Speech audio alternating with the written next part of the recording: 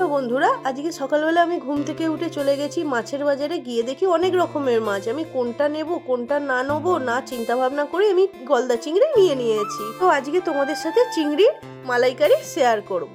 মাছটা এনে বাড়িতে ভালো করে বেছে বুছে ধুয়ে নুন হলুদ মাখিয়ে নিলাম। তারপর কড়ার মধ্যে বেশ কিছুটা তেল দিয়ে ভালো করে তেলটা জ্বালিয়ে নিলাম। তারপরে বেছে রাখা মাছগুলো দেখো এক এক করে আমি তেলের মধ্যে দিয়ে ভালো করে ভেজে নিলাম। দিকে দেখো মাছ ভাজার সাথে সাথে আমার পেঁয়াজ কাটা প্রায় কমপ্লিট। এতে কিন্তু বেশি পেঁয়াজ দিলে চলে না, আমি 2 পিস পেঁয়াজ দিয়েছি। দেখো পেঁয়াজটা বেশ কিছুক্ষণ নাড়াচাড়া করতে করতে ওইদিকে আমার নারকোলটা, একটা গোটা নারকোল আমি কুড়ে নিয়েছি। নেওয়ার পর আমি মিক্সিতে ভালো করে পেস্ট করে নিলাম। দেখো এদিকে আমার পেঁয়াজ ভাজা কমপ্লিট। তারপর টমেটো কাটা দুটো আমি ওর মধ্যে দিয়ে দিলাম।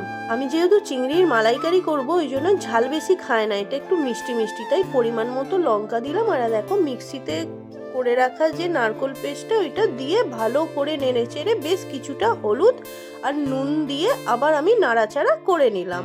মশলাটা প্রায় এখানে কষা হয়েই এসছে। তারপর আমি এখানে দুধ অ্যাড করলাম। তারপর দেখো গ্রেভিটা আমার বেশ ঘন ঘন হয়ে এসছে। তারপর আমি চিংড়ি ভাজাগুলোকে আমি গ্রেভিটার মধ্যে এক এক করে সব দিয়ে দিলাম। তো বন্ধুরা, আমার মতো চিংড়ির মালাইকারি খেতে কে কে ভালোবাসো আমাকে কিন্তু কমেন্ট করতে ভুলো না। আর এই দেখো তোমাদের সাথে কথা বলতে বলতে আমার রান্না প্রায় কমপ্লিট।